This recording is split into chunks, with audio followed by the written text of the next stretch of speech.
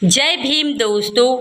आज की वीडियो बहुत ही खास होने वाली है क्योंकि 5 दिसंबर 1956 के दिन क्यों गुस्से में थे बाबा साहब। आखिर उसी दिन बाबा साहब के साथ ऐसा क्या हुआ। उसी दिन बाबा साहब हमारे बीच से विदा हो चले थे। सभी जानकारी इस वीडियो में देंगे।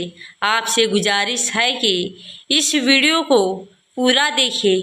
तो चलिए आज की वीडियो शुरू करते हैं। भारत की धरती पर कई महापुरुष तो पैदा हुए हैं, सबकी अपनी कोई ना कोई पहचान विशेष कहानी है। बाबा साहेब आम्बेडकर की कहानी भी महानता से भरी है और मेहनत संघर्ष के बल पर प्राप्त की है। जो फूल को हिंदुत्व के हिंदू उद्यान पर पग पर कुचलना और मसलने की कोशिश की, वह फूल आखिर ऐसा मिला जिसने ऐन सिर्फ भारत को ही नहीं बल्कि संसार को भी अपने ज्ञान की महक से मोह लिया और सिंबल ऑफ द नॉलेज बनकर हमेशा के लिए अमर हो गए। 16 दिसंबर 1956 को बाबा साहब भीमराव अंबेडकर को धर्मांतरण कार्यक्रम में भाग लेने हेतु मुंबई जाना था। 3 दिसंबर की रात को बाबा साहब इस कार्यक्रम की तैयारी के बारे में सोच रहे थे और चिंतन कर रहे थे। इतना ही नहीं, कोई उनके अधूरी रचना बुद्ध और कार्ल मार्क्स को जल्दी पूर्ण करने की भी सोची थी। उन्होंने अपनी लाइब्रेरी से कल की किताब दास कैपिटल निकाल तथा अपनी अधूरी कृति को पूर्ण किया। इसी प्रकार उन्होंने 3 दिसंबर की रात लिखने में व्यतीत कर दी और दिसंबर को उन्होंने राज्यसभा की कार्रवाई में भाग लिया।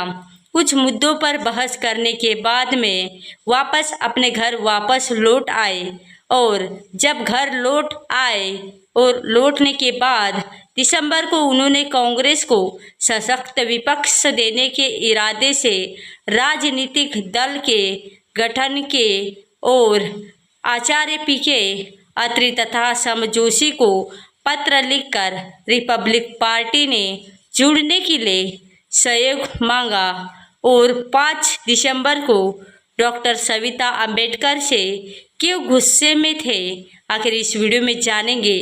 5 दिसंबर की सुबह काफ़ी ठंड थी और डर रात थी। देर रात जागते रहने के कारण बाबा साहेब आम्बेडकर देर रात तक जागे।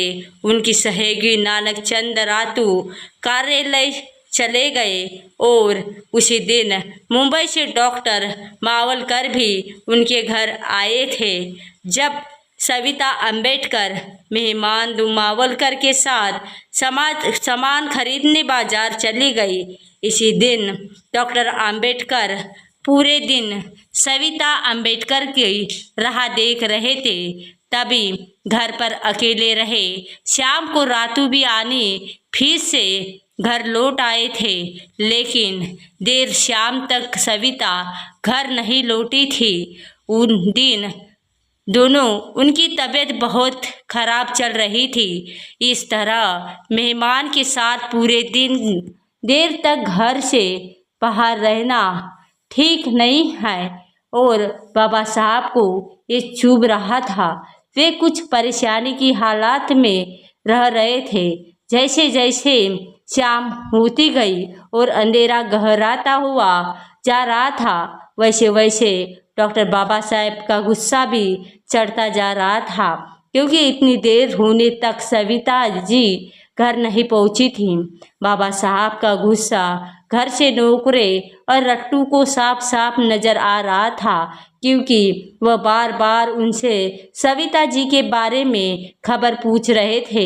ये बड़ी सोचने की बात है कि परिनिर्वाह से पहले दिन डॉक्टर अंबेडकर की कहानी बहुत ही कष्टदायक थी। रात के लगभग 8 बजे डॉक्टर मावलकर के साथ डॉक्टर सविता अंबेडकर घर पहुँचे। डॉक्टर अंबेडकर का गुस्सा 7वें आसमान पर था। घर के कर्मचारी बहुत भयानक से कि जान बाबा साहेब सविता जी के साथ क्या करेंगे, और बाबा साहेब तो धैर्य और करुणा के महासागर थे।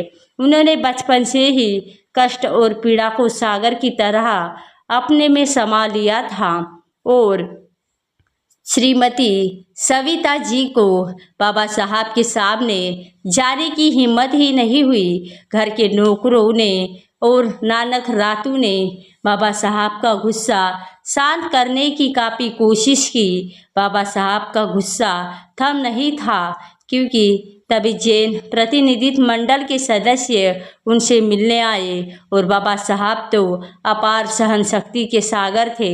दिन भर तनाव में रहकर और होने के उपरांत भी उन्होंने जैन धर्म के प्रतिनिधियों से संवाद किया।